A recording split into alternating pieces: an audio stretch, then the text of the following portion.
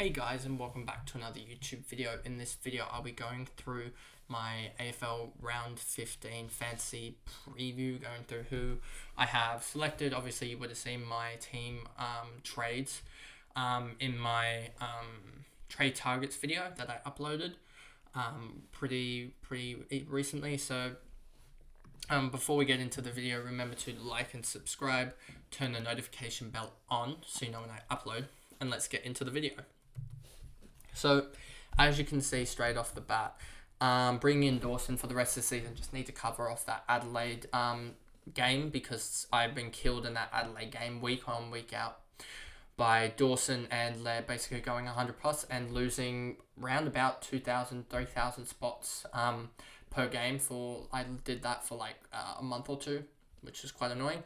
So getting out of that, because I just cannot lose that much, especially with Dawson being a top 6 defender or even a top midfielder as well, 110 or so. So Dawson is a must.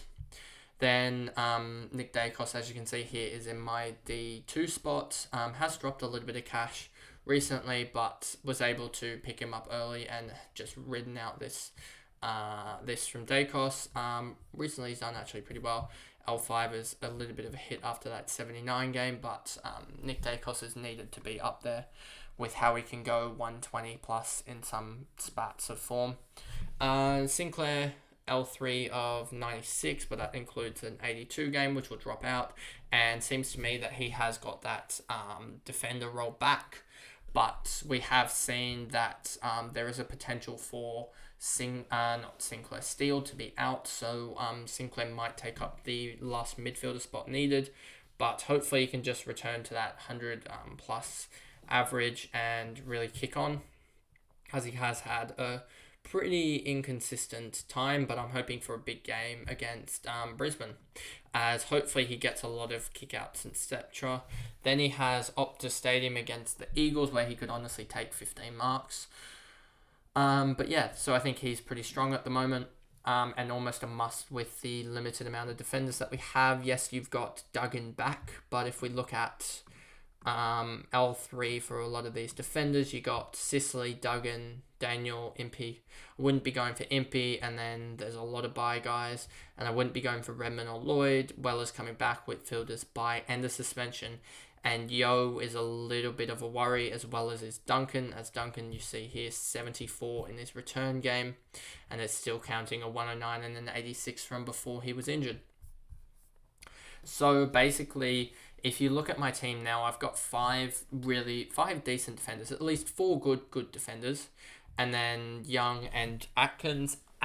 I want to get up with Wilmot up to, I would have 1100. So maybe if the Duggan has another good week, I could get him back, as it seems like he's doing pretty well, except for this 63. But if he goes like 130 again, then that might be a plan to get him back in, as he would fill, and that would sort of give me at least 5 good defenders. And then I could look at Daniel, or not Sicily yet, as he's suspended. Look at Doherty as well. That could be a plan if this works out with Atkins and Wilmot. Doherty could definitely be a plan, and I'd still have my 60k left over to be able to go for someone else. But if it does work out, no, I cannot. I cannot do it with Noah Long. It doesn't look like it. I could almost get some other guys with that Noah Long money, as Noah Long and Atkins get me up to around that, what we're looking at here, 880 or so, I think. Oh wait, no, the Wilmot and the Atkins get me around that 1 million mark, 1,000,006, so it'd be 1.007. So that'd be looking around 30k short of Doherty at the moment, so that might not be able to be put into place, that plan, but we'll have to wait and see. I could easily do it so that I get Doherty instead, and then I just play instead of Ashcroft, and then I just play Atkins in the middle for a week or something. That could be a plan. And then I use Atkins and Wilmot the next week, as well as using some cash to be able to get up to some guys, because I could get rid of Long and Ashcroft and get them up to someone, as long as just going to start losing cash, it feels like. So that could be another plan. There's a lot of plans going around in my head for next week, but I mean, we are still talking about this week.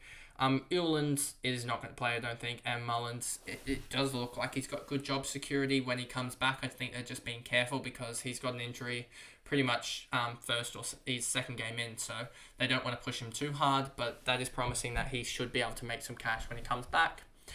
Then you've got the big four guys for me in the midfield. I've pretty much always had, it felt like four guys in the midfield, because by the time that I started upgrading my midfield, it was around the buys, and I've always had one or two midfielders just off. So Merritt, he should do well against Freo. Brayshaw against Freo. So Brayshaw's always playing a big mid of mine. And he's got Western Bulldogs, Bond and Pelly next week.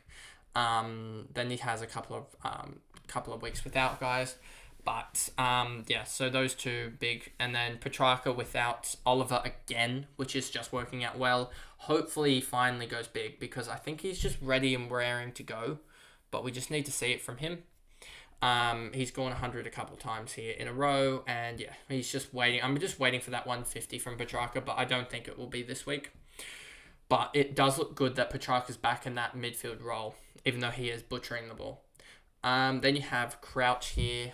He's looked really good, and I'm really happy with that. Got him in last week, and now he's got, once we get through the Brisbane, he's got Eagles, Melbourne, Suns, North, Hawks, Carlton, Richmond. He has a run here, if you look here, of one bad game in 7 weeks. He's got one bad matchup in 7 weeks. So, that looks really, really promising for Crouch, and hopefully I can just hold him for the rest of the year, to be honest. Green and Bond off. Then we have Ashcroft, and this will be one of the last couple of weeks with Ashcroft. I've been saying that I can keep him for a little bit, but I just need him to get a good score here, get a good score, hold his cash, and then probably get out of him for another big scorer, because if I can get Doherty, yes, Ashcroft has got these 2 games, but he's probably going to have a break even of like 90 or so, and I cannot have a 700k guy with a break even of 90 when I'm trying to fill out my team. Matthew Johnson, hopefully he plays against Essendon, has a break even of, I believe, 36, I want to say he has a break even of. I think that's what it was. Yes, these are a little bit off, but Matthew Johnson, break even of 36. If he gets that full-time midfield rollback, he'll get an 80 or 70 or something like that, and that'll get him up to around that 460k. And if he can push towards 500, that'll be perfect. He just needs to get a decent game. And if he had played the full 4 quarters, he probably would have ended up around 55 or so, and that would have seen him probably around that 445 or so k, and have a break even of like 25 or 30, and that would have seen him probably looking towards that 500k this week alone, let alone it's going to take a monumental, massive game for him to get to 500k this week. Wilmot 461, just got to hope he plays and does well. And then Chesser is just sort of here to be sort of just that 20-second guy. And hopefully he can be a cash gen throughout the year, as it seems like he's gone down from 65% of teams or something like that to 50. So I'm really happy that people are dropping off of him, and I'm able to capitalize on his low break even. That is now, where is it? He's somewhere here. Here we go, 14 break even. So hopefully he can have another 50 game. A 50 game would probably bring him up to around that 305k range, 310, and that would be really good. And then you got Darcy Cameron and Marshall. Darcy Cameron will become my F6. It's just I needed someone to cover for English, and Darcy Cameron was literally the perfect guy to cover. Marshall as well, just keep on keeping on. English obviously is bye week, but he will come in, and then you'll see basically Darcy Cameron take up this role of Sheldrick. Then we're moving down to Ben Keys, and just gonna hope he doesn't get ruined by playing a tagging role on Dacos. Yes, that is gonna happen. So it's gonna be weird having 2 of my guys on each other. But hopefully they can both just have, say there's like 200 points worth of fantasy, just split 100 each and just move on. As really need Keys just to continue on, as he's got a really low break even. I'm pretty sure it's like 30 or so. Keys, his break even 36. If he can get another ton score, that'll get his price around to 725, 730, and we're talking that that'll get 1, 2, 3, 4, 5. The 52 dropped out last time he played. 71 is about to be dropped out, 53, and then he's talking about 100 scores. So he could easily go up towards that 750 sort of range very, very quickly here in another week or two. So I'm hoping that happens, to be honest, as he could be upgraded to like a Cornelio if he gets out of that role. But if he holds that role, I've got a keeper for 560 odd K, effectively. So yeah, we're looking at basically Taranto, Rosie, and Cameron for this bottom row coming out. And obviously I'll put Taranto in that top spot when he comes back, because he deserves that F1 type of role. As I'm just going to move these guys around a little bit. It was Gordon was the captain and Dunkley was the VC. There we go. And then Keys sits at that F3 role. So we'll talk about Dunkley. Dunkley just needs to continue on with what he's doing at the moment. He's got 120 odds average since round 6 or 7 or something. Round 7, I believe. And yeah, he's been ridiculous. Gordon, I need him to pick up, and he will be my captain. Yes, a very, very awkward captain. But I just don't know about Dawson against Collingwood. I mean, what did he do last time against Collingwood? He went and did a 112, so that's pretty decent. I could captain Dawson, but I think Gordon is the better captain to go for. And I think Dunkley at Under the Roof at Marvel is going to be probably a captain I end up taking, to be honest. As Marshall does have Brisbane, but Brisbane is a hard ruck matchup. Darcy Cameron has Adelaide, so I wouldn't be putting that on. Petrarca, no. Crouch, no. Merritt and Brayshaw, no. And don't really trust Dacos with a tag. And Sinclair has Brisbane, so I wouldn't trust that, to be honest. And Stewart has Melbourne, so I wouldn't trust that. So not really trusting any of my guys with the captaincy except for Goulden and Dunkley. Now we move on to a lot of the forwards here, the bottom 3 forwards, and I'm just hoping they score, because I got 1, 2, 3, 4, 5, 6, 7, 8 guys that I do not 100% trust, and I need 4 scores.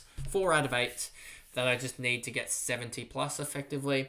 I think Sheldrick can do it against the Eagles. Hopefully he goes a ton, because that would be huge, him getting a ton. Noah Long probably will get 10 against the Eagles, against the Swans, sorry. And Windhager should be able to do well, as we see here. He's had a lot of sub appearances, which has slowed down his average. And if you take all those sub appearances out, I'm pretty sure he's probably looking around that 60 or so mark, the 65 mark or so, which is good enough for me from him. And he has also got the Brisbane matchup, where I think he will be on probably Neale, to be honest with you. He could go to Dunkley, but I don't think he'll really stop Dunkley scoring. And then we have Noah Long, who won't score well against the Swans, and Sheldrick, as I was talking about.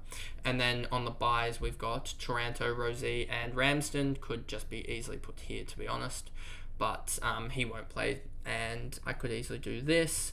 And then just in case Mullen plays, I'll put the emergency on him. And I can always do I have another defender? No, I do not have another defender that is... so I cannot confirm that if Ulin plays in the end, then he might just have to be a guy that I don't take his score at all. I'm just going to put the emergency on. Well, in fact, I can just put the double emergency on, but it will be, meaning it doesn't really matter, to be honest, because I don't expect Mullen to play, and I don't expect Ulin to play. But anyway, if they do, then that's obviously good for me. But that is the review there. I'll switch it back. I am really hoping that I can get another 1900 week or so. I think it is possible, but it's going to be tough, as I think I should have roughly 15 to 1600 out of my premiums, but I'm hoping I can push my rookies and get a good, out of the 4 scores that I take, hopefully get a good 300 or so out of them, or someone to go big and get that sort of big score that allows me to almost get 400 or so points out of them, because 2,000 in a buy round would be crazy. But I think this buy round I need to be aiming for around that 1850 to 1870 range, as we're pocketing another, or benching I should say, another 2 or so premiums compared to the previous rounds, which sort of implies we're going to lose probably 30 to 40 points per premium, and 30 to 40 points per premium is 80 points overall, and I made 1960, so 1880 or so could I hope for. I'm hoping for high 1800s, to be honest, as I think others will be trying to get 1800, as they only have 18 guys playing and a couple of iffy rookies at best. But anyway, that's the video, and I'll see you guys in the game reviews now. I think that I finally caught up. So yeah, I'll see you then. Thanks guys. Goodbye.